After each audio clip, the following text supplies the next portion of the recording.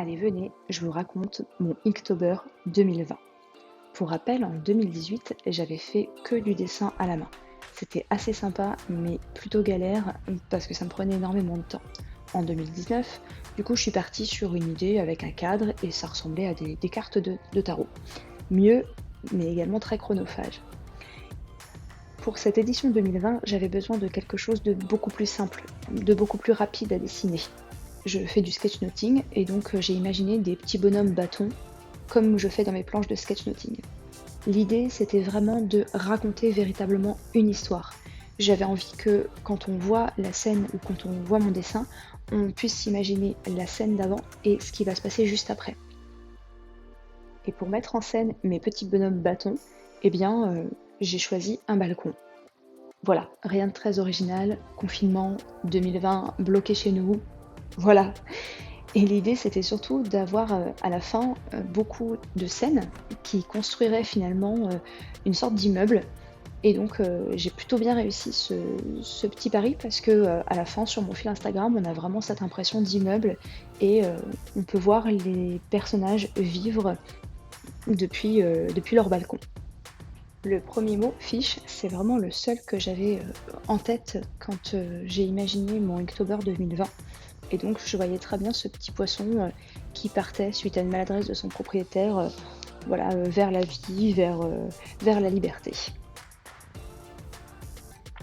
Pour le deuxième mot, wisp, alors, je suis pas tout à fait dans le thème, mais bon, ça a été l'un des plus galères parce que du coup, j'arrivais pas à placer mes petits éléments, etc. C'est aussi à partir de là que je me suis rendu compte que les petits bonhommes bâtons, c'était bien, mais c'était un peu compliqué puisque tout était en noir et blanc et tout était en bâton, y compris mon balcon. Du coup, la distinction entre les traits du personnage et les traits du balcon sont pas très lisibles. Pareil, si je veux mettre quelque chose à l'intérieur de la maison, ça se voit pas avec le balcon, donc là j'ai fait une petite astuce, c'est que j'ai enlevé, enfin mon balcon est légèrement transparent pour qu'on puisse lire l'image, donc cette urne qui serait éventuellement les cendres de la défunte qu'on voit juste en panneau au-dessus. C'est aussi là que j'ai commencé à mettre de la couleur pour montrer certains éléments, pour les mettre en avant, et souvent ça va être en fait, la couleur va être attribuée au mot du jour. Pour Bulky, j'étais clairement en retard et donc l'exécution ne me convient pas trop, mais bon, voilà, il était fait dans les temps, c'était l'essentiel. Radio m'a un peu plus plu parce que j'avais vraiment cette idée en tête que voilà, de ce papy qui essaye désespérément d'écouter son émission pendant que sa chérie, elle s'éclate avec ses copines. Donc voilà, je suis assez contente. Pour Blade, j'ai clairement utilisé quelque chose de facile, à savoir la répétition d'une scène. Je savais pas comment introduire ça sur un balcon.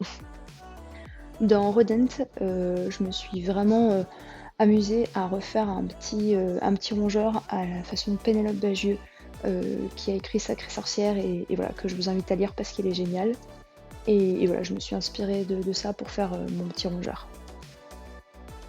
J'ai profité de Fancy pour faire un petit disclaimer sur Octobre Rose parce que je trouve ça très important. Pour Tiff, les dents, bah, comme on les voit pas trop en ce moment, mais qu'on voit surtout les masques qui sont devant, j'ai tout de suite imaginé un personnage qui aurait un masque avec des dents effrayantes. Et au début, c'est le papa qui m'est venu à l'esprit, que ce serait le papa qui ferait une blague avec cette espèce de masque. Et finalement, je me suis dit pourquoi c'est toujours les papas qui font les blagues et puis les mamans qui rassurent. Donc j'ai inversé les rôles. Donc c'est la maman qui tient ce masque et l'enfant a peur et c'est papa qui le rassure et qui enguirlande littéralement la maman. Flow fonctionne avec le mot suivant qui est hope. Donc entre deux balcons, à travers en fait, il y a quelqu'un qui lance un briquet à son voisin. Et on voit que sur l'autre balcon, on espère que la cigarette sera bientôt arrêtée. Je crois que beaucoup de dessins parlent d'eux-mêmes, donc je ne vais pas vous détailler à chaque fois tous les mots, tous les dessins, il y en a quand même 31, ça fait beaucoup. Mais voilà, la plupart du temps, j'ai donc vraiment ce souci d'avoir une histoire qui se tient et Et voilà, et après dans l'exécution, souvent, me demandez pas pourquoi, mais je fais mes personnages et c'est une fois que les personnages sont faits que j'enlève tout le décor. Donc ça devient, très difficile à lire au bout d'un moment. Mais voilà, ça me paraissait beaucoup plus logique, comme ça, de faire d'abord mes petits personnages, quitte à enlever, le balcon et la fenêtre pour y voir plus clair. Et une fois que ces personnages sont faits, eh bien je vais, enlever, je vais supprimer le décor qui gêne, enfin qui n'est pas bon pour la lecture de l'image, quoi. Bilan de cet Inktober 2020, hormis ce petit problème de personnage qui n'était pas très distinct du balcon, etc. Franchement, que du positif. La simplicité des personnages m'a permis de gagner énormément de temps et donc d'être beaucoup plus à l'aise pour gérer un dessin par jour parce que j'ai pas énormément de temps pour dessiner.